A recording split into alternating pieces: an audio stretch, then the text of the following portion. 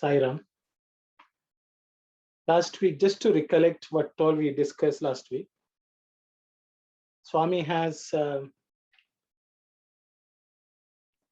repeated his message of the Gita with the two verses from the Gita Swami has presented to us. Manmana bhava mad bhakto madhyaji mam namaskuru mame vaishyasi satyam te pratikjane priyosime sarvadharman parityajya mamekam sharanam vraja aham tam sarva papebhyo mokshayishvami ma sucha. These were the verses in which Swami says, be always thinking of me, be my devotee, sacrifice everything for me, to me, always bow down to me, then you will definitely come and reach me. That is my determination, a pratigna. Oh, because you are so dear to me. That's what Krishna says. And I think that's the message from Swami to all of us too. Whether we know it or not, whether we are fully able to grasp it or not, we are all dear to him. And then he goes on to say, give up all dharmas. Sarva dharma parityaja mam ekam, you just surrender to me alone. And I will liberate you from all the sins. And you do not have any worry. That's the message. And I think we discussed messages from that and the paragraphs which where Swami has explained it. And I think there were a few discussions took place. I thought I will just summarize them. I think the last question which we discussed was if, we talked about dharma. Is it, should we judge others' actions as dharmic or adharmic? And I think we discussed, and the parting thought was that we can always evaluate the actions as dharmic or adharmic, and we can choose whether to take up or be part of it or just give up. But we do not have to judge others.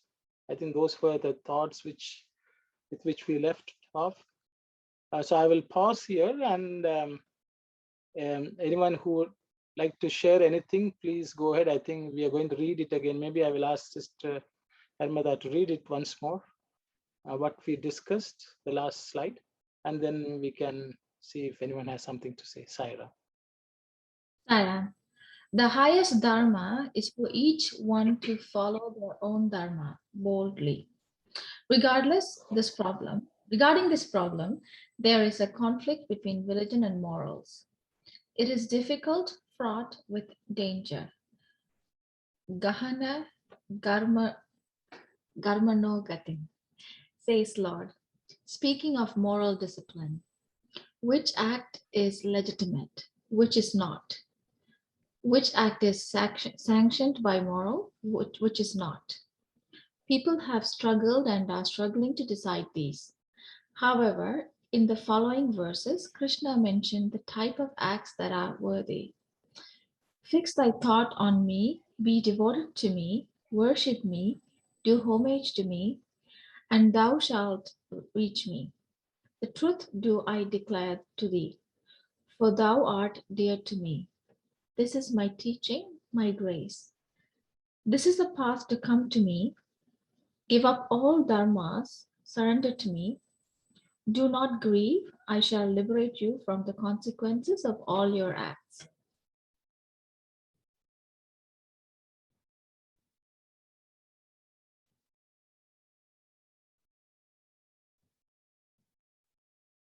You're muted. Okay, Sairam, thank you very much. I think she skipped the shloka. Manmana bhava madbhakto matyaji Mam namaskuru. Mame vaishyasi. Satyam te pratijane priyosime. Sarvadharman parityajya mamekam sharanam vraja. Aham tva sarvavapepyo mokshayishyami masucha. That's what the verse is. So I will open it up for anyone to share your thoughts, please. I'm sure many of you may have spent time thinking about some of the things which we discussed. If anyone has something, please share your thoughts, Saira.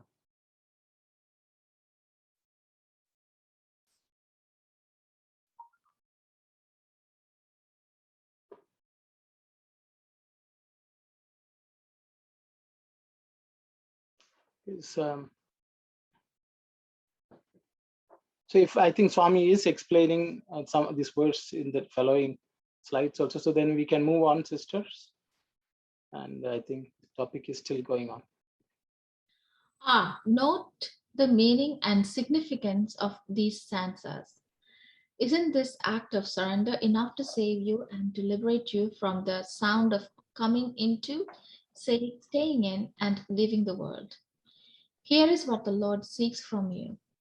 Seeing Him in every being, being aware of Him, every moment of existence, and being immersed in the bliss, ananda, of the awareness. Also, being merged in the relation caused by profound devotion and love to Him, and dedicating all acts, big and small, to Him, Krishna. Wish will attitude, activity, fruit, consequences, dedicating everything from beginning to end. Finally, renunciation of all attachments to the self and performance of all acts in a spirit of worshipful non-attachment. This is what the Lord seeks from you. Of course, it is hard to effect this full surrender. But if you make but the slightest effort toward it, the Lord Himself will confer the courage to pursue it to the end. He will walk with you and help you as a friend. He will lead you as a guide. He will guard you from evil and temptation. He will be your staff and support. He has said, this course of action, if followed even to small extent, will save you from terrifying fear. Thank you very much. Yeah, the sloka Okay. is Swalpamapyasya. Auntie, go ahead, Auntie. Swalpamapyasya dharmasya trayate mahato bhayat. Swalpamapyasya dharmasya trayate mahato bhayat.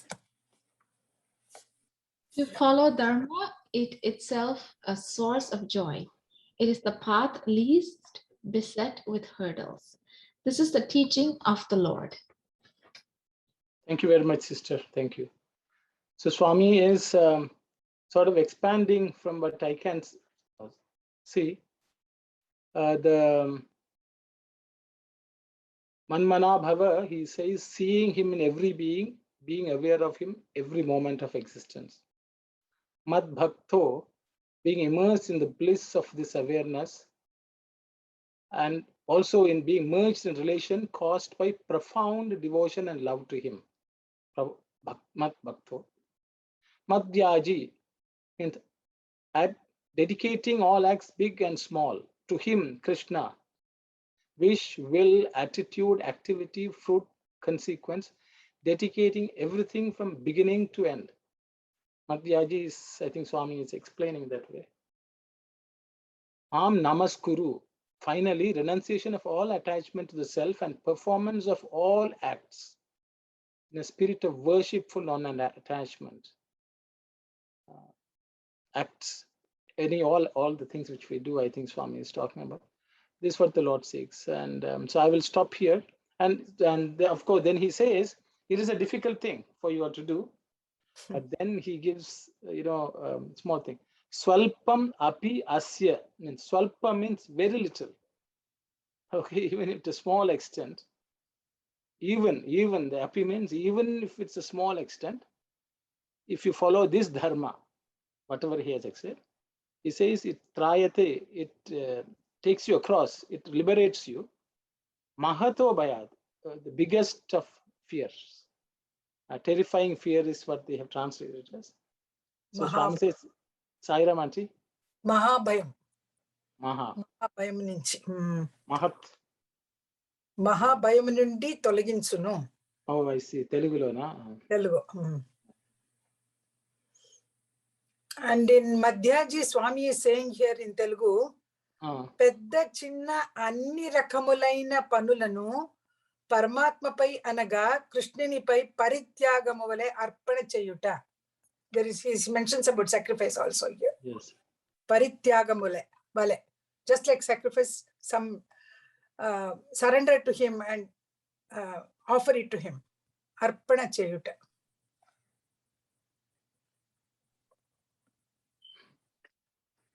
Anyone who would like to support? Yeah. You know, Swami, what he is trying to say here, I understand. Sarva dharman parityaja, whatever dharma you were doing, leave it there. But the dharma, what Krishna is saying is, pratijati endu atanin chuchuta, atanini sarvada nepti endu konuta, erukato nunduta, anandamto unduta. These are the things which Swami says. Always see him, seek him, see him in everything, everybody, and aware of every moment of his existence, and being immersed in the bliss of this awareness. This is the dharma what Swami is trying to tell. I understand. That's way. Is it the correct way of understanding? What, Auntie? You are. I think when he says Sarva Dharman Pratijya, all the dharmas, leave it to me. Do this, he says. That means he is asking us to follow this dharma. Yes. I feel it is. Yes, this dharma. Thank you.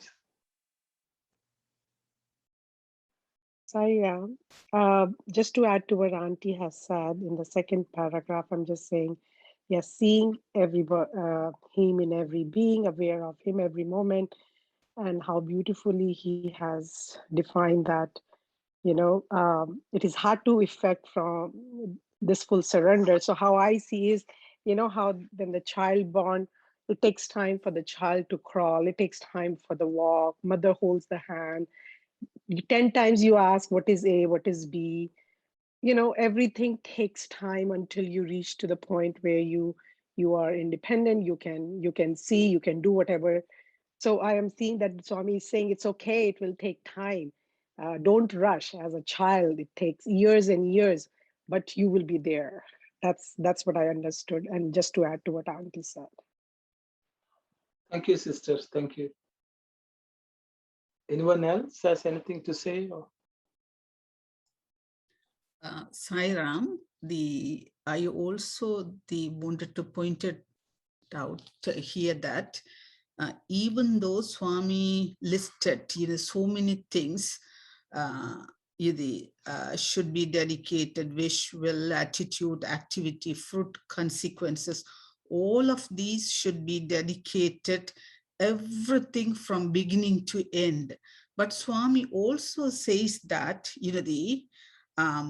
even if you cannot dedicate all of these at once, or even from the beginning to end, if you make a slightest effort, as what you can do, at that time, he will take it as an offering and he will help us to pursue it to the end.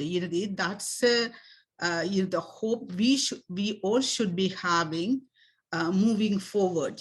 Otherwise, Swami also acknowledged himself that it's very hard, but whatever we could be able to do, with that effort, Swami will help us to move forward, to the end. That is the hope we all should be having, on this one, and move forward. Thank you very much, sister. Thank you. Anyone else?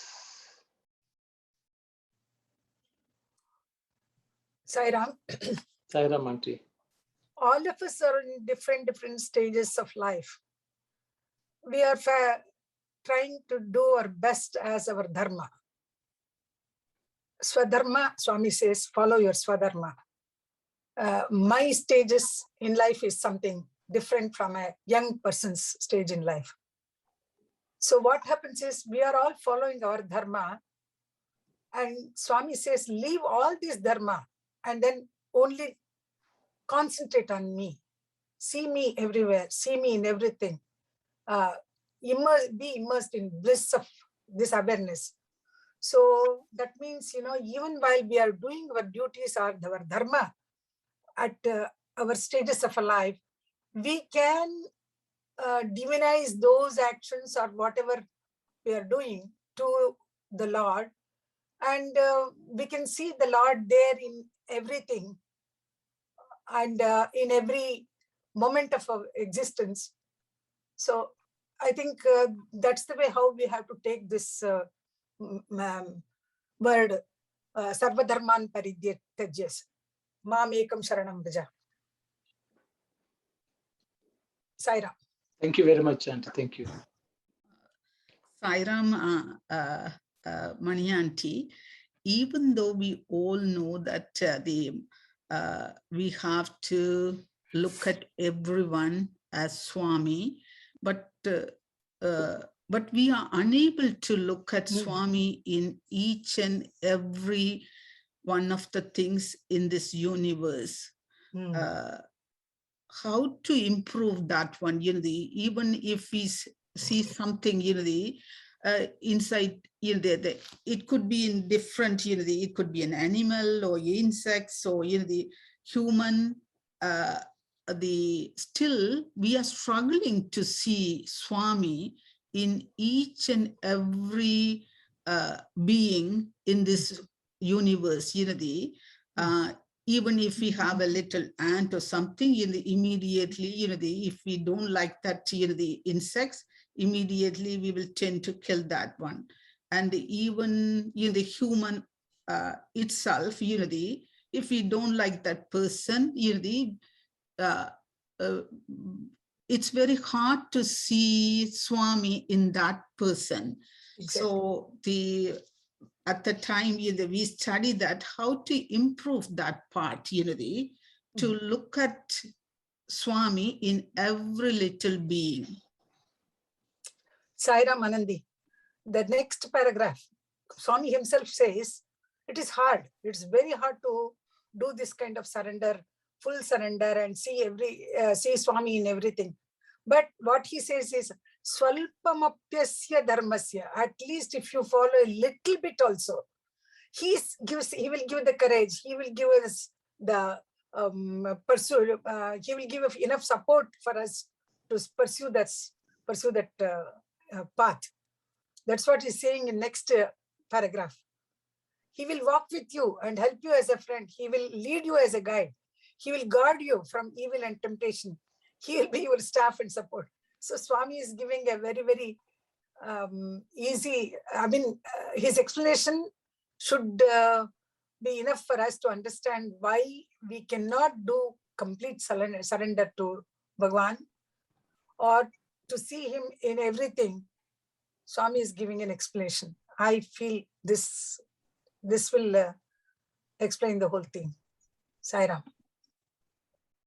Thank you very much, Auntie. Thank you. I also like another little phrase here. Swami said, he will work with you and help you as a friend.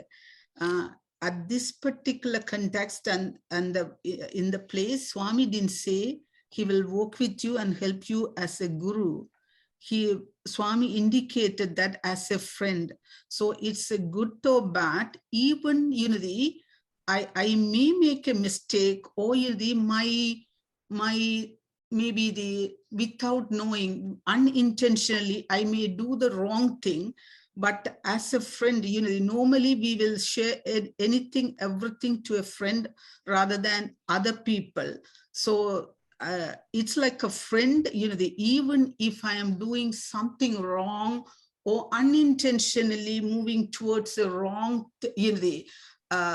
goal or wrong thing, maybe Swami will help us as a friend. Sometimes even my question, even Swami knows that I am going to a place that's not good for me. At the time, Swami will work with me to guard me from the harm I'm going to get it from that place.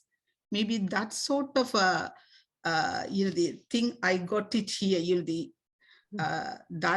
That's the beauty of as a friend. Sometimes the parents, they wouldn't work with us anywhere, everywhere we go. Only the friend, the good friend and the genuine friend will come with us. So my question, they even unintentionally, not intentionally we are going towards a wrong thing or anything, but if we walk, genuinely, we don't know what's going to happen in that place. But at the time, Swami will walk with us and help us as a friend, even if our intention is pure, but we don't know what is going to happen in that particular place or event. Can I read that Telugu? I think Arun, can you? Yes, Auntie. Yes, please. Go ahead. లేశమాత్రమైన ప్రయత్నించినతో భగవానుడే అతనికి తగిన సర్వమును విజయ నిశ్చయమును సూచించగలడు, ప్రసాదించగలడు. ప్రక్కతోడై గురుడు, he mentions in Telugu, Anandi, it is Guru also. He will be with you as a Guru. Rakshakudu, Snehitudu, Kagaladu. He can be a friend, he can be your Guru, he can be a guide, he can be a protector. స్వల్పమప్యస్య ధర్మస్త్రాయతే Mahato భయాత్. ఈ ధర్మములో స్వల్పమాత్రమైనను సరే మానవుని మహాభయం నుండి తొలగించును. So in Telugu, Swami also included Guru too. Guru too. Yeah, that's not here. Thank you. When Guru is with us, there is no way how we can go astray. Isn't that? Guru will always be there and he will guide us. I hope I'm not going to take too much time, but I feel like sharing something which many of us might have experienced. But I remember when my daughter was 6-7 years old, I always used to say, Dad and Mom might not be around you, but Swami will be always around you. So just rely on him. And we were very new to Canada and we moved to a house. So she said, can I go around the block in a bicycle? And we were unpacking our house. And all the houses here, they look like alike. If you miss your house, you don't know the address, you're new to the country and you're new to the block, you might, you won't realize. And she was 7 years old. Being on a bike, she went to a different community altogether. She didn't realize she crossed the main road, and she was a 7 years old child. And I didn't realize in my unpacking, she didn't return even after an hour or two. I didn't realize my child is not around. And after 3 hours, when she came back, she was totally red and feared, like terrified. And I said, where were you? She said, I lost my way, Mom. I don't know if you have heard, many kids, they lose their way back home. Then we have to call police and whatever, because kids go and, go to a different community. So I said, how did you come back? She said, you told me Swami will be always with you. So I just told him, I lost my way. Can you come? Can you tell me where I have to go? I don't even know the address. And she said, as if she was 7 years old. I still tell her whenever she forgets that Bhagawan is around you. She said, I felt that Bhagawan is guiding me and from far, and he's telling me to go there. And I saw Dad washing the car. Then I knew that this is my house. So I'm just saying when a child, as an adult also, when we put so much faith that he will take me, nobody's around me. He didn't ask any stranger, no mom and dad, but he called Swami and right away he showed her the path. Just to share with us that, how we get older and older, we tend to forget, and it's so easy to instill in kids. Sorry, I took a long time, but this is so vivid in my memory. Very beautiful experience. Thank you, sister. Thank you. Brother Dasan, you have been raising hand. So, Sairam, brother, I don't want to take much time because I know we have to go through the book. My concern is if you want to be the Swami beside you, around you, you have to practice whatever Swami said.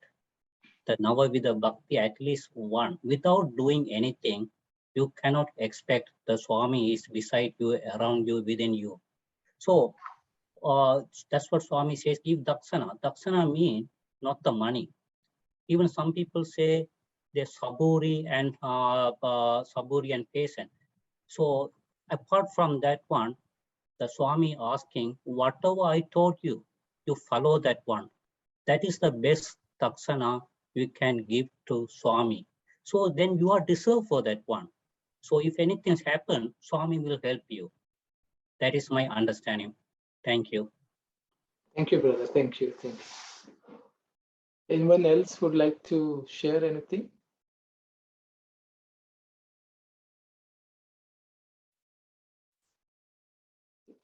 No one, I think Sister Ananti had this question, how do we see Swami in everyone? I think that's still an outstanding question, I think.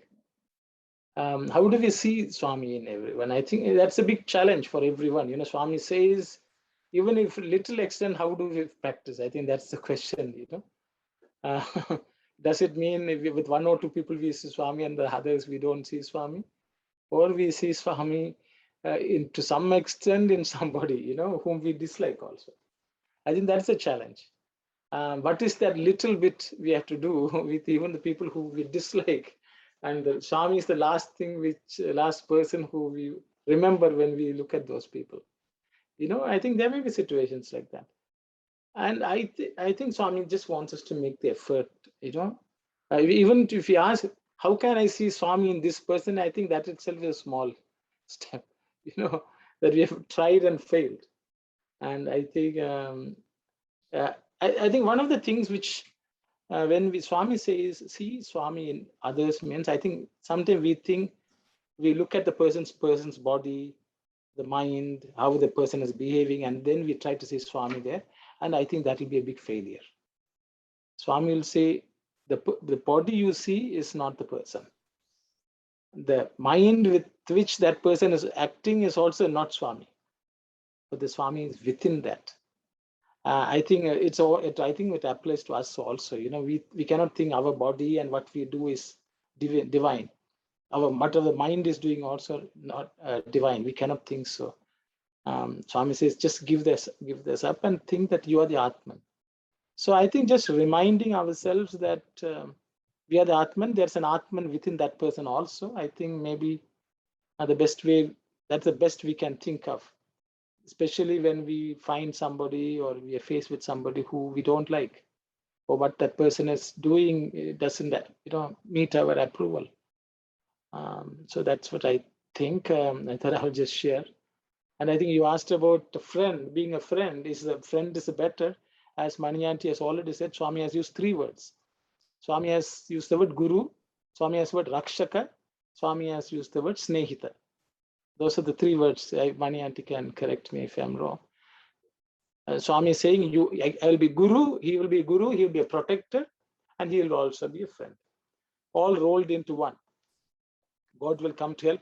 I think because if you really look at it, Krishna not only said this in action, he showed it during the Mahabharata war by the side of Arjuna. He was his guru because he was teaching him.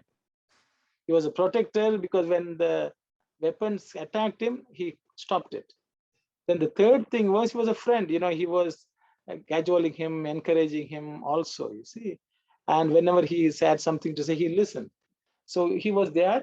But all this happened for Arjuna just because of one thing, because he chose Krishna to be by his side. That was the only step he took, and the rest Krishna took care of. So I thought I was reminded of that. So I thought I would just share, Saira. If anyone, thank you so much, brother. It's very clear to me right now. I thought maybe as a friend, maybe Swami has given maybe the in this particular context, maybe as a friend, it's more important than other things. But Swami has added other two to Guru and the guide and all those things. Thank you, Saira. Just one point, sister. Actually, Swami has talked about this friendship with God. He says, if you want to really merge with God, the last step before that is being a friend. Without that, you cannot merge. And this is something which I think Swami in the Navavida Bhakti Swami has said. At some point, you had to feel so close to the Lord that you're almost an equal. Only at that point, you can reach the stage of Atma Nivedanam. Swami has said that also.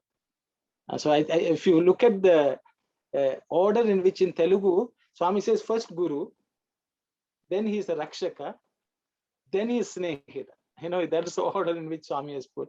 So, first he will teach, then once you learn, then you become, he will protect you when you are learning. Then you become friend. The teacher also can be a friend at the end. And then you become almost equal. And see, once you reach that level, then you also can become a little professor. So, that's the way I think, because he has taught. I thought that's very nice. The way Swami has, every single thing which Swami has said is very significant, and in Telugu it has come through very well, in my view. Saira. Anyone? Auntie, you want to say something? Today being Krishnashtami, I thought, we have a great fortune to read Bhagavad Gita, written by Swami, and to know the meaning, what exactly in the original Gita, what Krishna said, Swami is giving us in neatly arranged in a platter, and then he is giving it to us. So if we can follow that, and we'll be really very lucky. Sai Ram, Sai Krishna. Thank you very much, Auntie. Thank you. It's a good way to celebrate Krishna Ashtami also.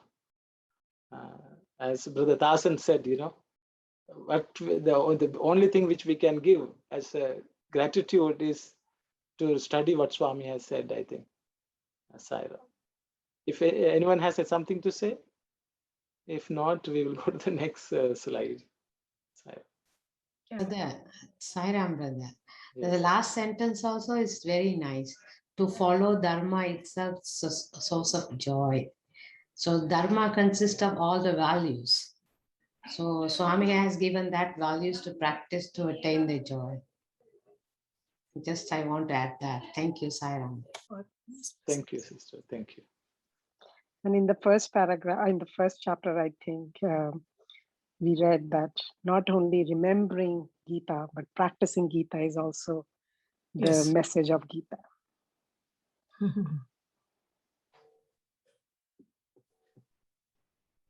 Okay.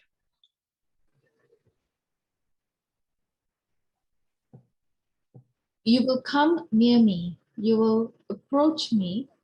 Mama Vashyasi. Mame Vashyasi. Mame Vashyasi. That is to say, you will understand my mystery. You will enter into me. You will achieve my nature. In these terms, acquiring divine nature, existence in God and unity in God are indicated. When one has attained the state of realizing the divinity in every being, when every instrument of knowledge brings the experience of the divinity, when it alone is seen, heard, tasted, smelled, and touched, then one becomes undoubtedly a part of the body of God and lives in him and with him. When this duty to you, your own progress is taken up, you will get new strength at the very first step. You will thrill to a new and purer joy. You will taste the fullness of bliss, and you will be refreshed by a new holiness. This Dharma is not laid down or recommended only for the extraordinary among people. It is within the reach of all, for all have the hunger for God. All have the discrimination to discover, and there is something basic behind all these change.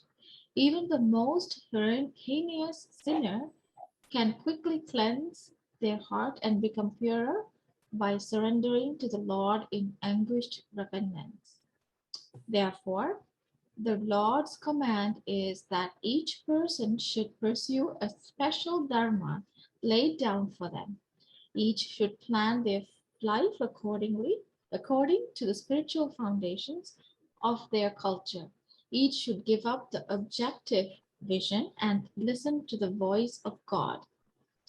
Those born in India, Bharat, should deserve the privilege by listening to the voice of the leader of India, Gopala, Krishna, and manifest the divinity latent in them, in every word they utter, every letter they write, every wish they entertain, every thought they frame, and every act they do for the winning of gross things, such as food or shelter or health.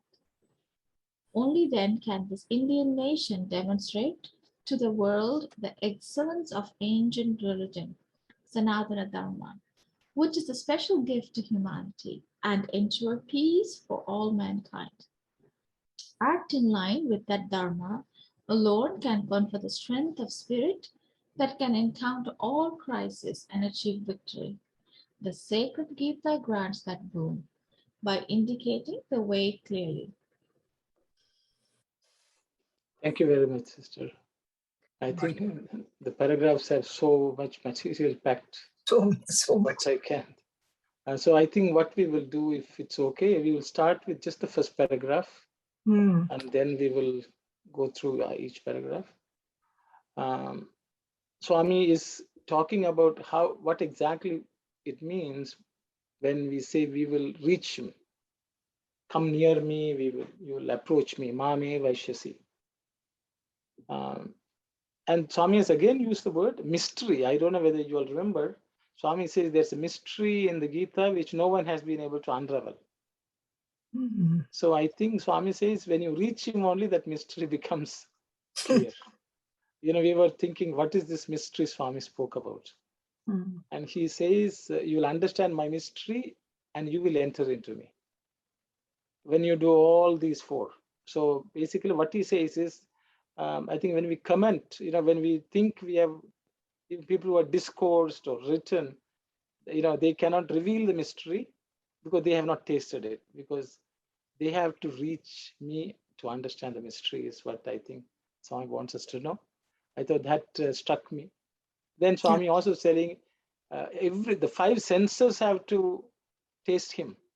See, hear, taste, smell, and touch. Only the Lord, wherever. So I think he wants us to see that, come to that state.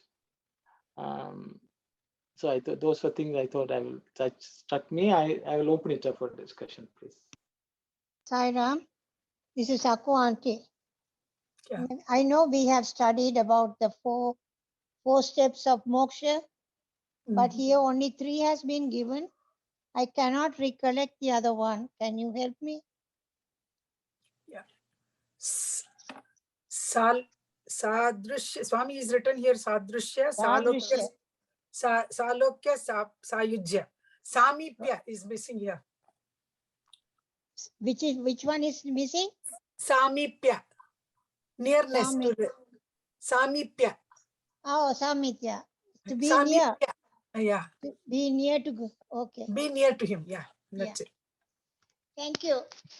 Okay. Thank you very much.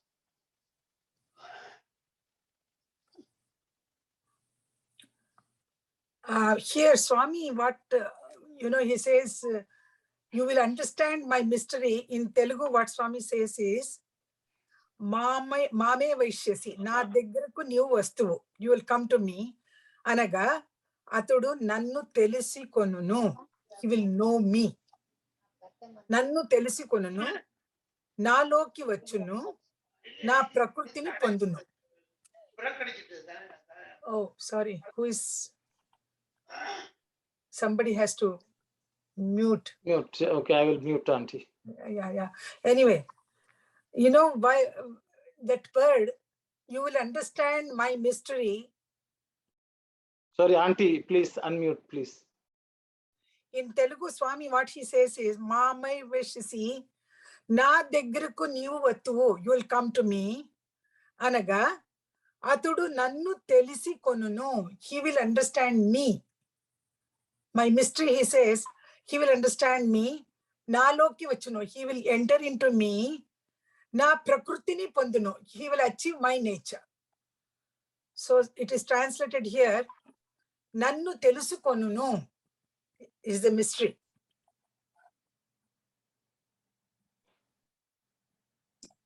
Even Please go ahead. Sai Ram, I think we have to study one by one, like not even paragraph, one by one sentence here. Yeah. Because the sentence are very very strong ones. Even you will understand my mystery.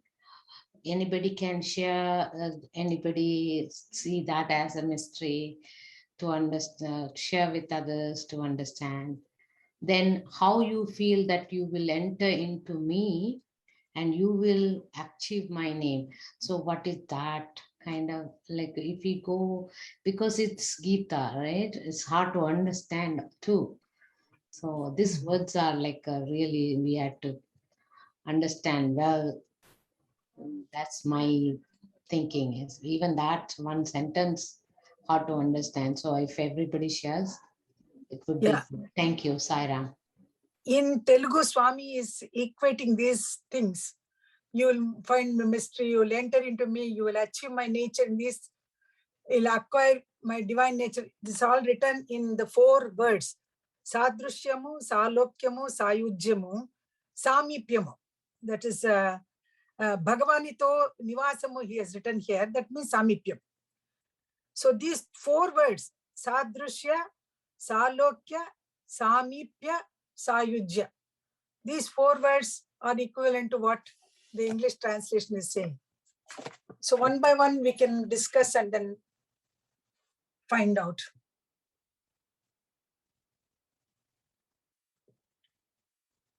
Arun, can you just start the? Yeah. So you can have started, Auntie. No, you started. So so I think the mystery, sister Swami has not used the word mystery in Telugu, but to know the Lord itself is he's a mystery himself. It's mystery. Okay, he cannot be easily known. And I think you're asking if people have seen, can they explain? I think in Tamil, I hope I ask permission of others. Kandavar Vindilar, Vindavar Kandilar, it says, people who have seen will not speak.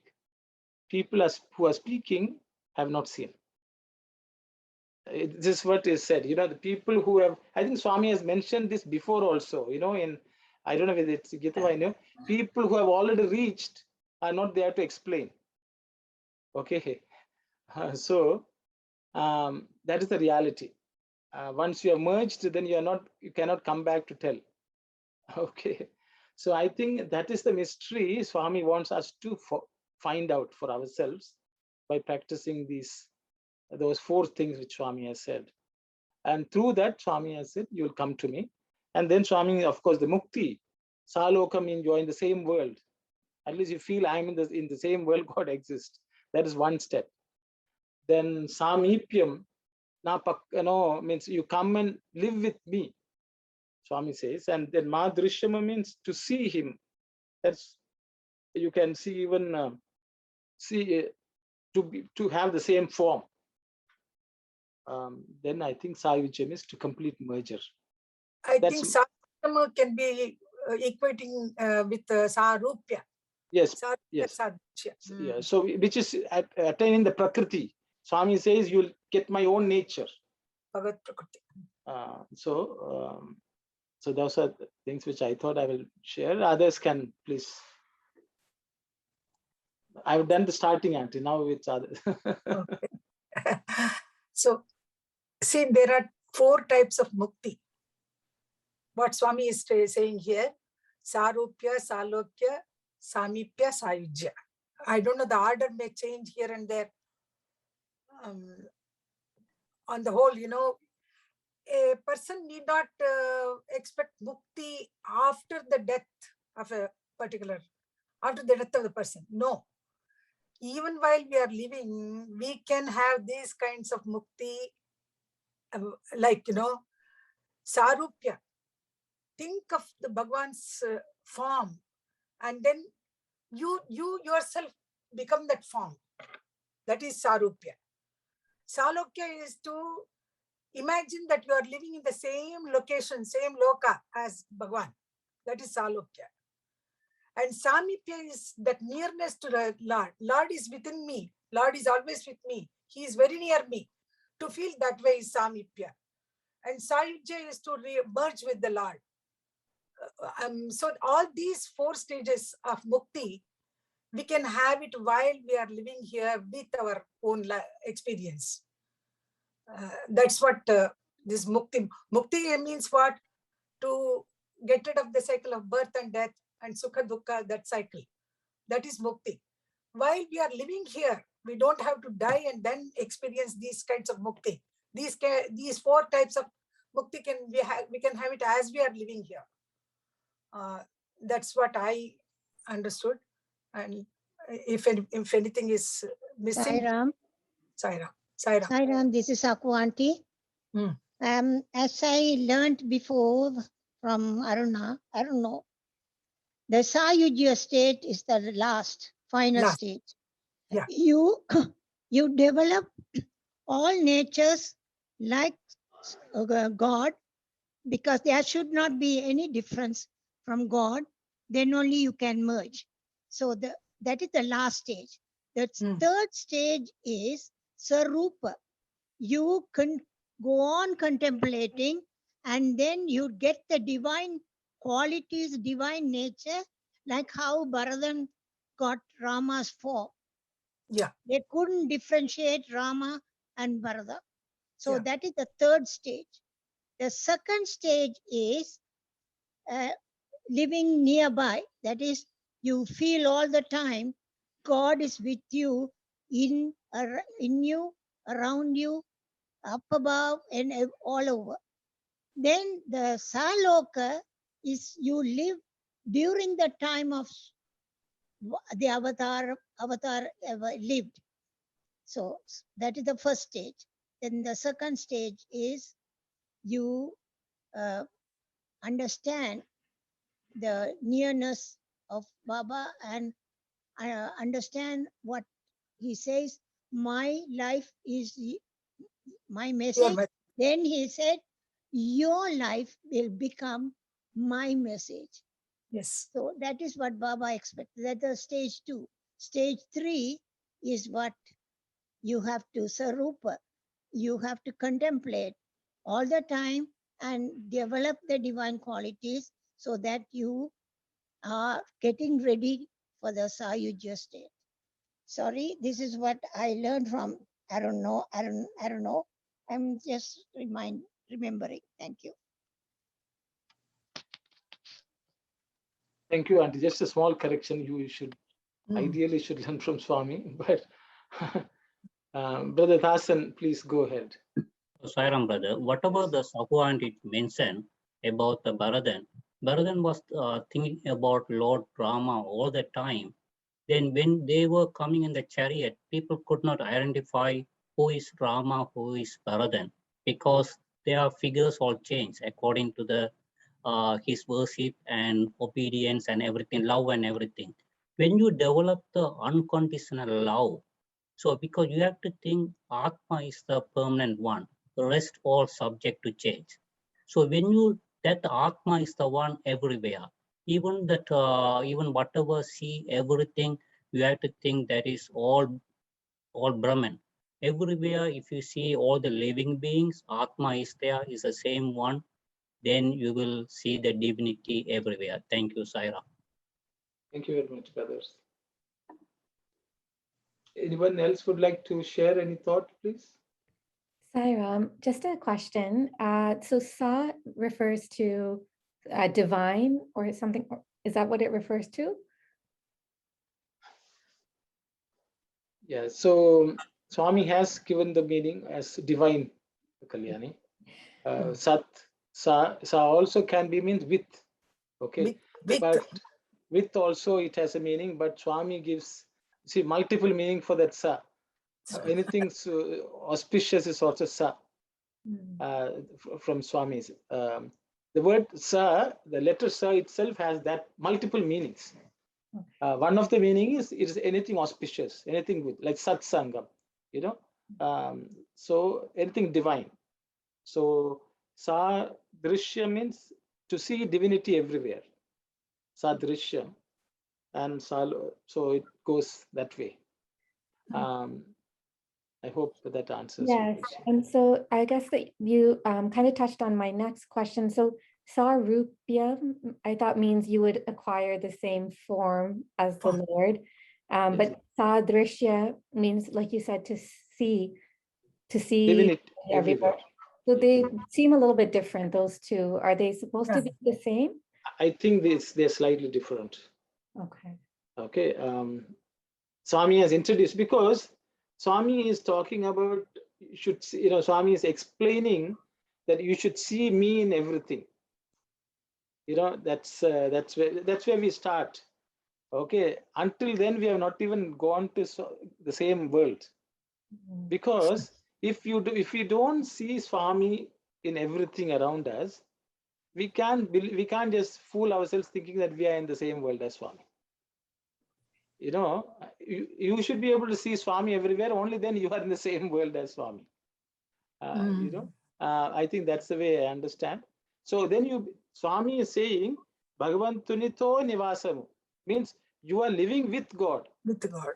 And that Swami is explaining Salokam as Bhavanito nivasamu. So that means in the world where Lord is living, you should live.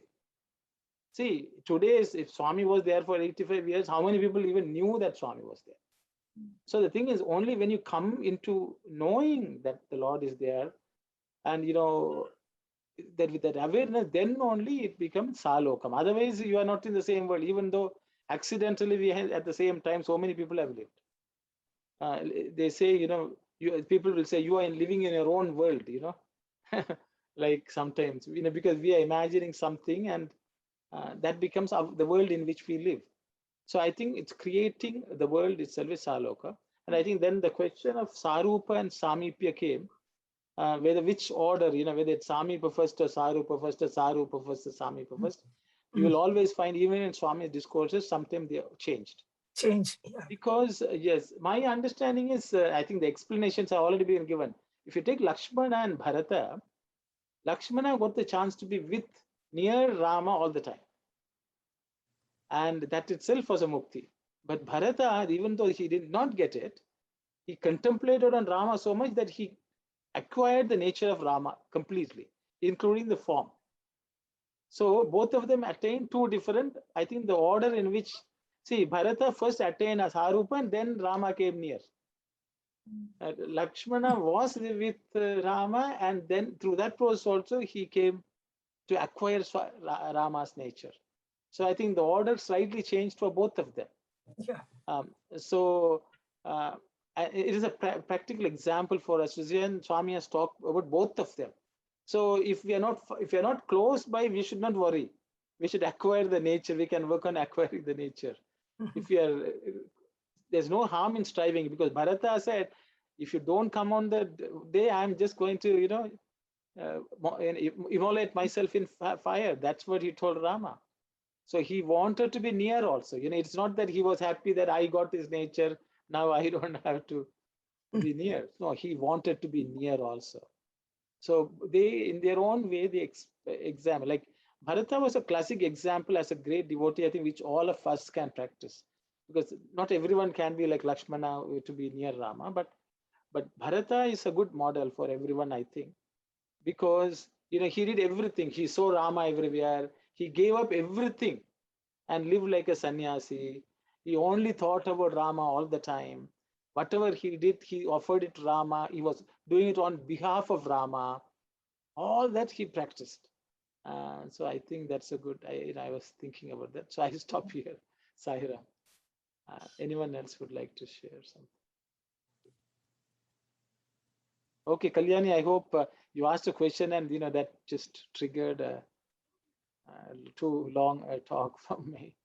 No, that was very helpful. Thank you.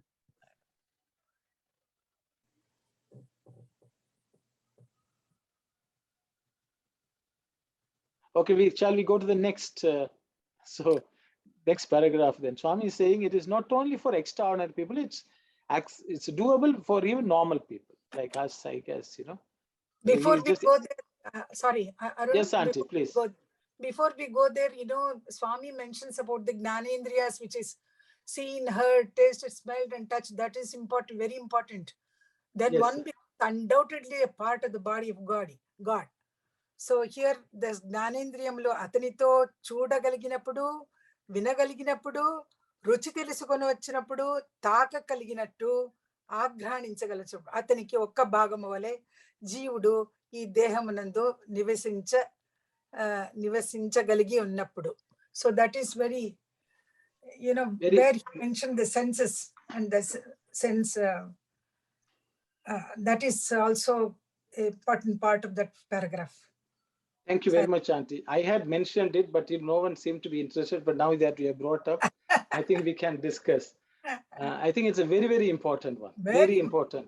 Because, so I will open it up for others to share any thoughts about how do we make the 5 senses with the Lord.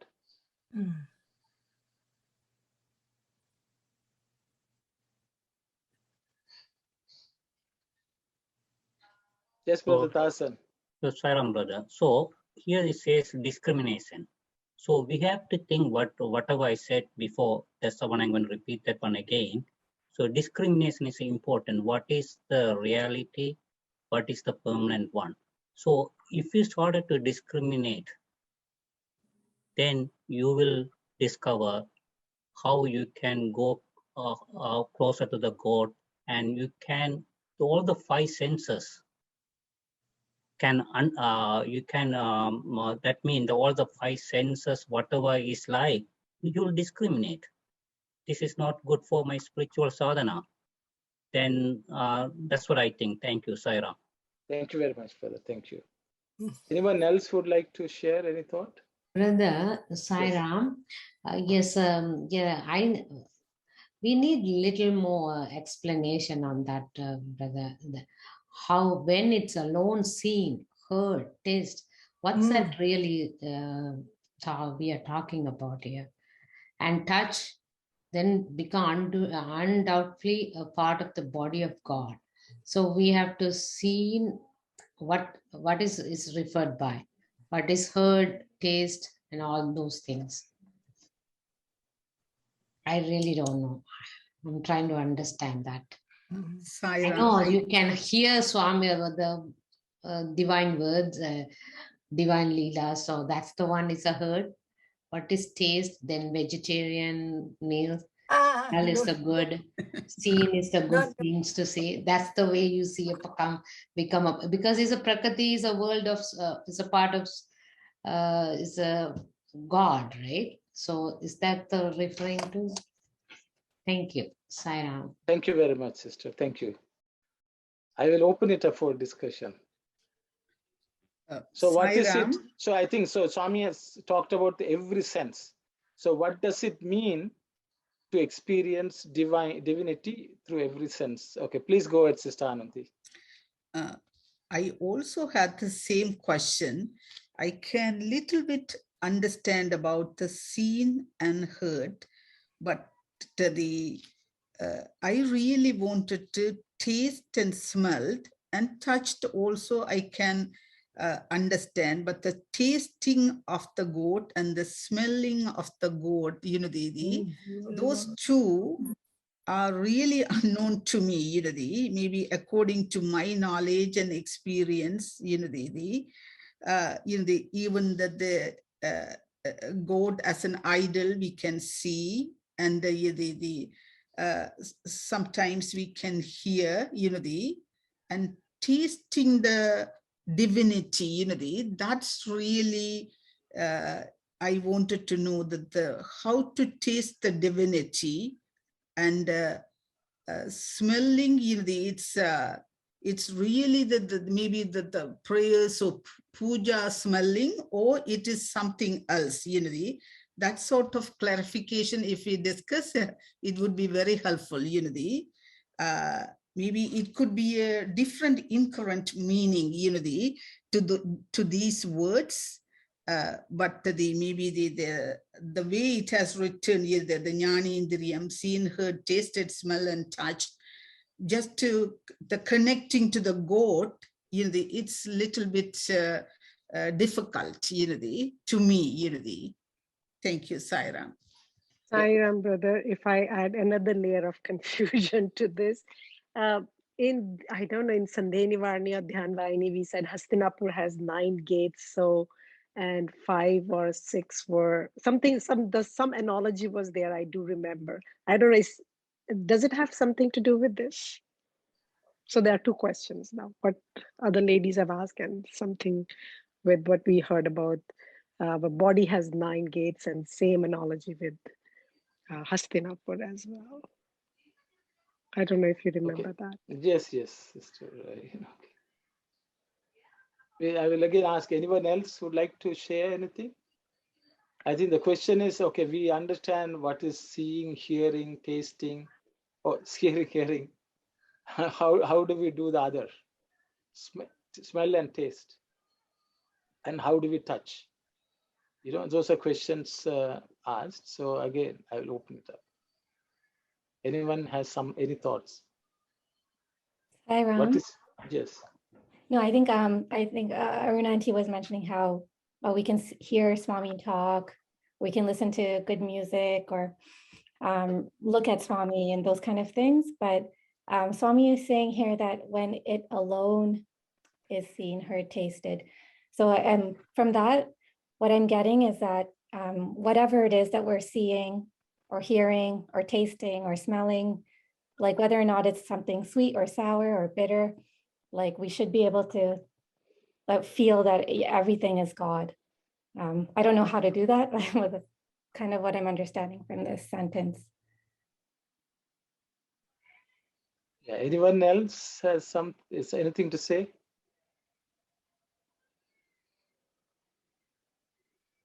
Okay, so I think, spirituality is, when it comes to spirituality, we use philosophy, in the worldly sense, we use practical experience. That's a reality. For example, if somebody says, okay, somebody has gone to Cuba or somewhere and come, then they will talk, and then we'll say, we have to go and see. They will say, if you go to Cuba, you can eat this. Basically you are going and absorbing through your senses everything about Cuba and coming back. Okay, can you go to Cuba and taste it? Means it's not that you will go and take this Cuban soil and taste it.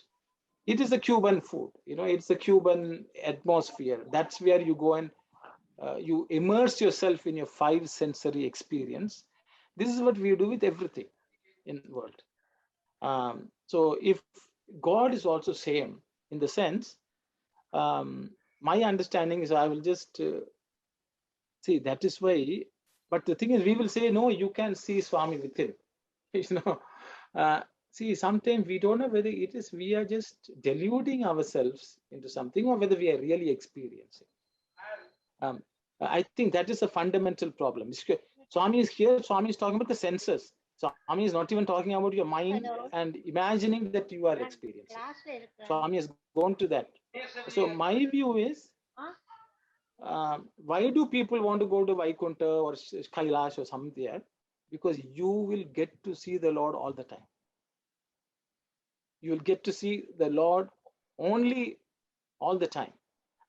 So the thing is, when Swami says that alone is seen, means as much as possible, we should increase the amount of time we look at Swami. That's my personal understanding. Hearing, we should only listen to his voice all the time, or his name all the time. Okay. Then tasting is, so we will say, what do we taste? I think there are 3 ways you can taste the Lord, in my view. One is you can even taste his name. If you say his name, that also leaves a taste in your tongue, because the tongue, whatever we speak, actually we are tasting that also. It is not, all the 6 type of tastes. it is even God's name is also taste. Pibare And Ramarasa. Pibare Ramarasa.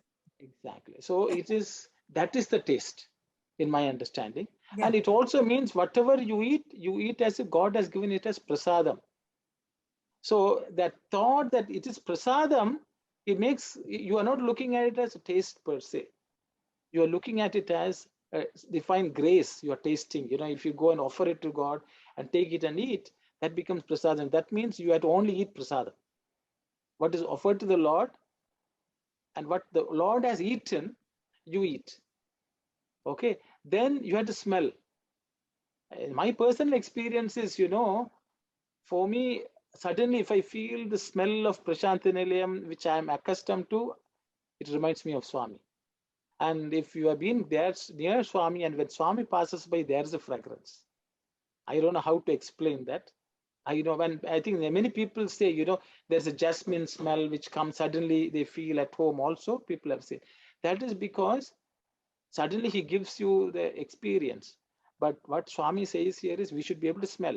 So unless you go and smell it once, you can't smell it later. You can't even remember it. A touch is also the same thing. If you have not touched the Lord physically, Feet of Lord. Feet of Lord. Feet of the Lord. So otherwise you have to touch something where the Lord has touched. There are two ways you can touch the Lord. Mm. If the Lord has walked somewhere, if you go and touch that place, you have touched the Lord indirectly. So physically where the Lord has been, you have to go and search. So this is my personal view, because what happens is we do not give that as much importance. We do not give as much importance. That is why great the devotees rush to a temple, or, you know, rush to Brindavan, you know, where Mathura, you know, like that, where the Lord has touched. So if you go and touch the place, see, you can yearn for the original touch of the Lord, but until that you have to go for the second level, which is whichever the Lord has touched, you should touch that physically. The thing is, once, I think that experience is very important, because without that, you will not, we can just imagine, you know, something, but we will never experience the reality. And I think that's what Swami is telling. At least the yearning should be there. Yearning should be there. Sairam, I hope I didn't talk too much. Kalyan, I don't know whether I try to answer to the level of my understanding. That is why going to a place of, you know, go to a pilgrimage, or, you know, going to Prashanthi Nilayam. See, if you forget the smell, you have to again go back to smell it and remember. You know, you have to go and see, means you have to see. For I'm telling you, if I can transport and I can experience the same smell, the same feeling, and sometimes I yearn, and when I lose it, then I have to go and get it again. What is that smell like? You know, it's like, you know, you have eaten ice cream, you forgot how it tasted, so you have to go and taste it again. You know, without that taste, you can't taste it. And those are my thoughts. I will stop here, Saya. Brother, so now everything you have related, the seen, heard, taste, smelled, everything with Swami, and thinking of that and go to that place kind of. But at the same time, as we are practicing the spirituality within you, it's now after you are saying, I'm just thinking, within you itself, we always said God is pervading everywhere, right? So you think like that, see like that. Here, then when the music here, even your state of mind has to look like that. So the taste, you always taste the sattvic food, which is you think that is Swami likes. Then smell, I'm thinking, I'm just putting the way you have smell also, and anything that's come to you to smell, then you realize that's God's smell. Okay, like that. I'm just sharing my thought, came to me after your explanation. Thank you, Sairam. Sairam, sister. I'd like to add one more thing to your point too, brother. The five senses were given to us to experience the God. So we have to achieve that one before it get weakened. You know, when you get older, the senses is going to be, not going to work properly and everything. So we have to achieve the goal in time. Thank you, Sai Ram. Thank you very much, sister. Brother, thank you. I would like to read a Telugu Swami's explanation. Yes, Auntie. ఇన్ని జీవులలోనూ దైవానుభవము శాశ్వతమైనప్పుడు, when you start seeing divinity in every jiva, and that becomes established in your mind, then your Jnanendriya can see, can hear, can taste, can touch, and then can smell. So ataniki oka bhagamu vale jeevudu ee dehamanandu నివసించగలిగి ఉన్నప్పుడు ఈ దేహమునందే దైవైక్యత సాధింపగలడు. అదని సందేహం ఎందుకు? So what Swami is saying is, when you start seeing divinity in every jiva, you will see him, you will touch him, you will hear him, you will smell him. Everything will become a part of you. అతనికి ఒక భాగము వలె జీవుడు. So you become a part of it. Then ఈ దేహమనందే you can experience that divinity within you, in your body itself. ఈ దేహమనందే దేవైక్యత సాధింపగలడు. That's what is Swami. We should not take the worldly things like tasting a food or smelling a thing like agarbatti or something like. No, it is not that. Mentally, when you start living with Bhagawan, then you will feel that you are seeing him, you are hearing him, you are touching him, and you are smelling him. So all these can take place mentally. That's what Swami is trying to tell us. I feel so. Anyway, it's up to you people. How to Sai Ram. This is the meditation will help to visualize the roop and the smell, touch, all the senses you can piece when you are doing the meditation. Thank you. I think that is what Baba says. You have to visualize the rupa and do the dhyana. Thank you. Bye. Thank you very much, Auntie. Anyone has something to say? Sai Ram, I just wanted to clarify one part of the translation. Auntie, you had mentioned that so when we do all these things, we will have God within our body. But here in the English, it says we become a part of the body of God. Is that what it says in the Telugu? Auntie, you have to unmute, Auntie. Yeah. ఈ దేహమునందే దైవైక్యత, ఐక్యత సాధింపబడగలదు. సందేహమునెందుకు? Swami is saying the same thing. ఈ దేహమునందే, in this body itself, you will feel that you and Jiva and the Bhagavan are one. దేహమునందే దైవైక్యత. That's what is Kalyani. In Telugu also it says the same thing. Auntie, I think her question is, are you becoming a part or are you becoming, bhagamu ede unda? అతనికి ఒక భాగము వలె జీవుడు. That's what. అతనికి ఒక భాగము వలె జీవుడు. She is asking about that only. Yeah, correct. So Kalyani, the thing is, see, when we say we become one with God, it's not that, we should understand we are a speck. That speck actually becomes one part of him. I think that, but if a drop of water enters the ocean, it has become ocean. Yeah. But it is only a part of that entire large ocean. So that is the way, in a way, Swami has explained. I hope that clarifies. Because we should not think we are Swami. Okay. And, we are Swami, Swami in nature. But we should understand that we are a small part and we will become that part in that expansive universal Lord. I think that's what Swami is trying to say, is my understanding. So this is Vishishtadvaita. Yes. Yeah. Yes. Slowly Swami takes us from Vishishta to Advaita. He will take us. Sairam.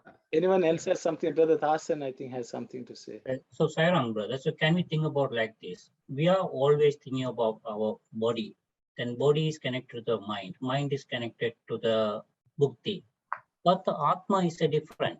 Atma, we are saying Paramatma, whatever we all divine sparkle. So our Atma is a Paramatma. Am I right, brother? That's what I want to find out from you. Atma, no, what is, can you again, please repeat, brother? Okay. If we are thinking about, always people are thinking about the body and their mind, and that mind is connected to the Mukti. We are not, so we are differentiating from the Atma. Atma is the Paramatma. These all subject to change or destroy one day. So we all divine sparkle, we all the divine nature. Thank you, Saira. If you think about yes, thank you very much, brother. Thank you. Sairam, Yes. I have a follow-up question on that Jnanendriyas.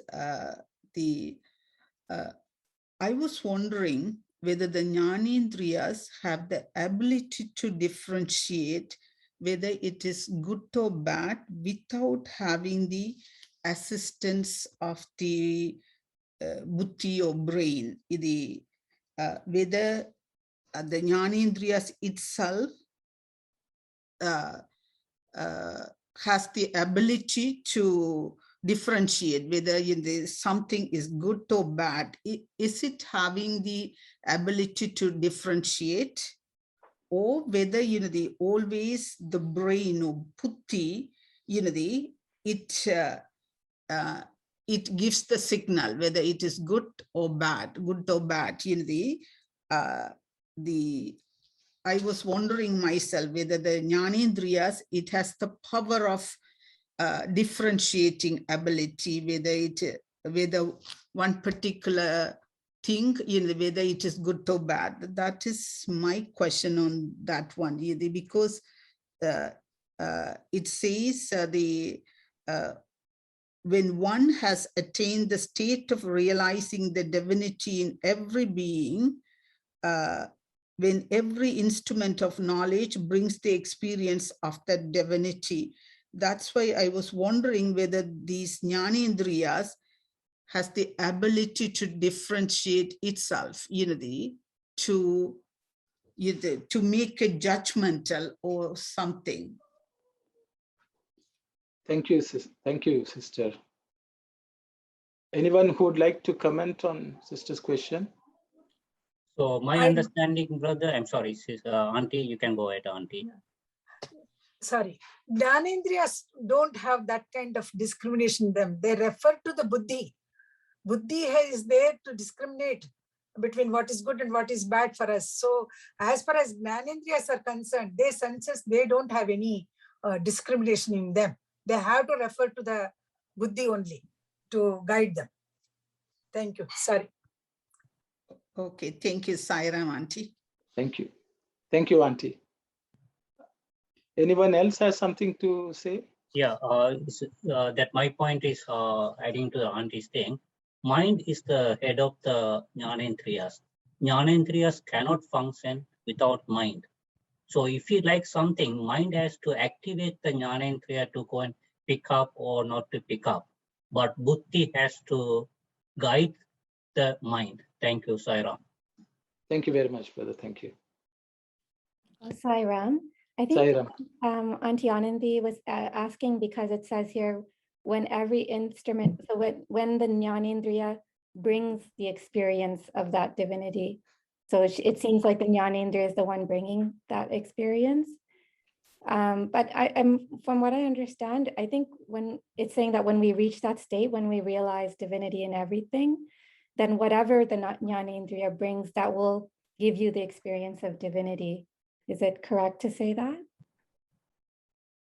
Okay, very good question, Kalyani. I think Swami, I think I'll briefly answer that question because I think there are chapters where Swami is going to discuss this. Just for everyone, I think just some basic information. The Indriyas are also called Tanmatras. Swami uses the word Tanmatra. which is basically something which measures. So Indriyas are capable of what's called measuring. For example, if the tongue will say, this is taste, this is sweet, this is bitter, it has the ability to distinguish different tastes. Okay. But the thing is, they should not become the decision makers. Okay. The thing is, they though they have the ability, it's like Swami says, you put 2 security guards and ask them to check whether, give them instructions. If they meet these standards, you let them in. If not, you send them out. Okay.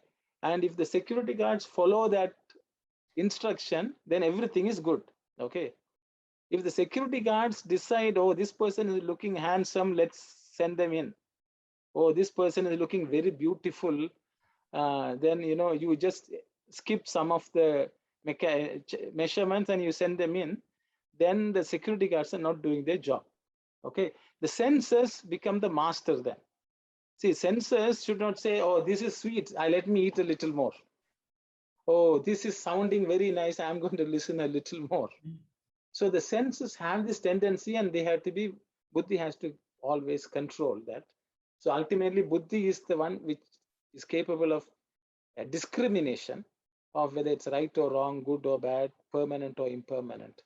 But the Indriyas have some capacity to measure, but they don't have the discriminative faculty, is my understanding. But I think Swami is exhaustively discussing this. What I will, it's 4:22. I thought I had some few thoughts about this Indriyas and smelling, and how do we see? Swami has ultimately the ultimate example for us to follow in terms of Indriyas tasting God is the gopis.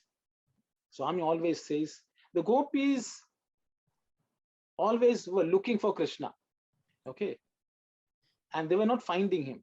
But the thing is, whenever they looked at something that reminded them of Krishna only. If they saw the sky, they said, oh, the sky is like blue, Krishna's color, but where is he? And if they see the trees, that green, oh, he says, oh, that's what he was wearing as a garland. Oh, it reminds me of Krishna. So everything reminded them of Krishna, and sometimes they would think, oh, that is Krishna, and they will run. And then they will say, oh, the Krishna is not there. So they were always intent on listening to Krishna's flute music, seeing him, all that. They want to touch him. And they will touch the tree and say, oh, it feels like Krishna, but this is not Krishna, Swami says that is the yearning to feel the Lord through every senses. Then he says, then when do you start seeing God everywhere? For that, Swami gives a classic example of a gopi called Suguna. There's a song which Swami sings, Suguna ku kanapichananta, like that. Swami. See, apparently there was, I don't know, it's a small story. I hope I'll tell it quickly. So there was a young little gopika who got married to someone in Vrindavan and came. By then she had heard of Krishna. And she was imagining, I will go and see Krishna. Just with a lot of anticipation, she came apparently to Vrindavan. And but as soon as she came, the mother-in-law put a rule: you are not going that side where Krishna's house is. Okay, you are not supposed to even look that side. Those were the rules imposed on her. But this young girl, couldn't stop imagining and yearning to see Krishna. She has never seen Krishna actually. She has never, only heard others describing. But her thoughts were so engrossed in Krishna, she will see anything she sees, she will imagine that it's Krishna. It's not that and then realize that it's not Krishna. Okay, but because the thought was so much engrossed in Krishna, and she was so pained that she's unable to go to the house. One day, the mother, apparently every day, they have the habit of going and lighting the lamp from the house of Nanda. That was the tradition because he is the village head. So everyone goes and lights the lamp there. Maybe no one had matchsticks. Only they had one match box. So, one light, and everyone has to go and light. And it became a tradition. So every day from this family, the mother-in-law used to go and light the lamp and come. But one day she fell sick. She couldn't get up from the bed. So because the next lady is the daughter-in-law, so that day she had to relax her law a bit, you know. She said, today you can go, don't spend time, go light the lamp, don't look here, there, and come back. So those were the instructions. So she went. She was so happy that she got to go. And apparently she went and she was lighting the lamp. When this was happening, Yashoda, who was inside, suddenly started smelling flesh burning. Smelling flesh burning. And so she came running out. What is happening? What is this smell? To see the Suguna was standing with the hand inside the fire and the hand was burning. She came and asked, what happened to you? Did you fall asleep? And she shook her up. And then she says, oh, I saw Krishna there and I was touching him. Okay, that was her experience. Swami says, when your mind is so engrossed in the Lord, she didn't even feel the hand burning. She felt she was touching Krishna. She thought that she saw Krishna. In that fire, she felt Krishna. She smelt Krishna. She saw Krishna. That is the state to which we have to go. This is the, you know, it is, so that is what Swami is explaining. So the thing is, we should yearn to have that experience. But until we have that experience, we should not think that we have reached that state. And I thought I would just share that. It's reminded Swami's one of the song recently released in Tamil. Yes, yes, Bharatiyars, exactly. Yes. That is, see, Bharatiyar thinking like the gopis and singing that. Yeah. Very nice. Sairam, auntie, you wanted to say something? No. It's okay. Today has been an auspicious day, listening to Bhagavad Gita and the story of Suguna. Oh, very nice, very nice. Thank you. Very nice. Thank you so much. Sairam, brother, I like to add one more story because of the today's festival. The Radha Krishna. So we say Sita Rama, husband and wife. Here we don't say Krishna's wife. We always say the devotee of Radha, because she was so attached to Lord Krishna, and she sings songs. Then that is the time Lord Krishna started to use the flute. When the Radha is about to die, that's the time he stopped. So the connection was Atma connection, not the body connection or anything. So go with the God, you have to build up the Atma connection. Thank you, Sairam. Sairam. Auntie, you know the song, Auntie? Sugunakku Kanipichenenta? Is there a song? Yes. So I will sing. I won't sing as good as Auntie, but I will. No. Please sing. Please go ahead. So this is the way it goes. Sugunakku Kanipichenenta. Nanduni yenta Gopalananta. Deepana Kanipichenenta. Okay. Sugunakku Kanipichenenta. Nanduni yenta Gopalananta. Deepana Kanipichenenta. This is the way Swami sings. Okay, I will stop there. So basically, in Nanda's house, in the lamp, Suguna saw Krishna. Yeah. Okay. So apparently, this is the way the ladies of the village were dancing and singing. That this happened to Suguna, and Swami goes into joy singing this song. Ecstasy. Swami goes into ecstasy while singing. Anyway, today being this day, spending time with Swami is so good. Thank you. I know we're over time, but I did just have a quick question. If you could quickly answer, like in that song Kake Chirahinile, like one of the lines is when you touch a fire, you feel that it's Krishna. And even in the story that you narrated, she was touching the fire and she got burned, probably badly burned. Like, and as you were talking about it, it kind of made me think, well, what's the symbolism behind that? And one thing I could think of is that, oh, when you touch the Lord, you know, some of your body consciousness gets burned away, maybe. But I was wondering if you had any further insight about that. That's what Kalyani, you know. our body doesn't exist, our mind even doesn't exist. Our heart is completely merged. The senses are all now ruled by the heart, not even by buddhi. It has even transcended that, and the heart is controlling all the senses. And the senses, the body, everything can burn, but it doesn't affect the heart. I think that's what I understand. And that is the state to which Swami wants us to get to. Yeah. When we have that pada sparshanam, we completely lose our body consciousness, and there is a complete change in our whole body. At least for that moment, I feel. Sai Ram. So Sai Ram, brother, Yes. our study circle is one of the Navavida Bhakti, I understand. But when you finishing the study circle, why don't we, brother Aruno or sister Mani auntie Mani auntie, can sing a song for us? Because the reason is, when you are singing, so many people, I listen to the bhajan, but when you are singing, you are connect to the Swami, and we can also go with that divine nature.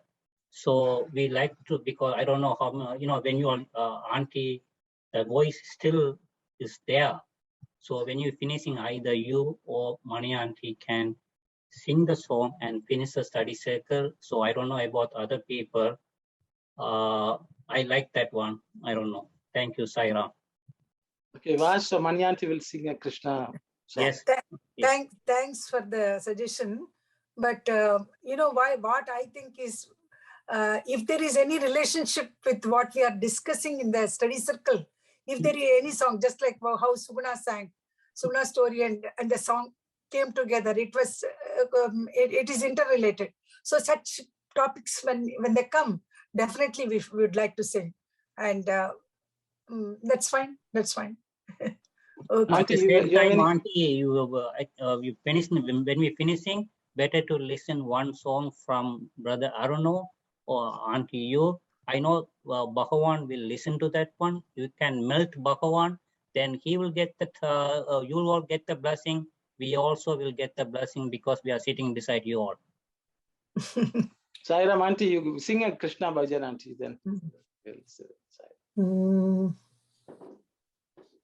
Nanda Nanda Nanda Bala Navanita Chora, Nanda Nanda Nanda Bala Navanita Chora, Ananda Gopi Hridaya Chora, Gokula Bala, Ananda Gopi Hridaya Chora, Gokula Bala, Nanda Nanda Nanda Bala Navanita Chora, Narayana Vasudeva Sridhara Hare, Narayana Vasudeva Sridhara Hare, Madhura Nata Mandahasa Madhava Hare, Madhura Nata Mandahasa Madhava Hare, Nanda Nanda Nanda Bala Navanita Chora, Ananda Gopi Hridaya Chora, Gokula Bala, Nanda Nanda Nanda Bala Navanita Chora. Sai Ram. Sai Ram, thank you so much. Very blessed feeling, Very nice. Mani auntie. Thank you so much. Thank you. Thank you so much. We'll close with Samastaloka. It's Yeah. wonderful Krishnashtami celebration by us. Yeah, yeah. Thank you for that gift. Thank you. Thank you, Sai Ram. Sai Ram. Yeah. Oh, Samastaloka Sukhino Bhavantu. Samastaloka Sukhino Bhavantu. Samastaloka Sukhino Bhavantu. Om Shanti, Shanti, Shanti. Sai Ram, everyone. Sai Ram. Sai Ram, Sai Ram. Sai Ram. Thank you, Mani and Dee. Sai Ram.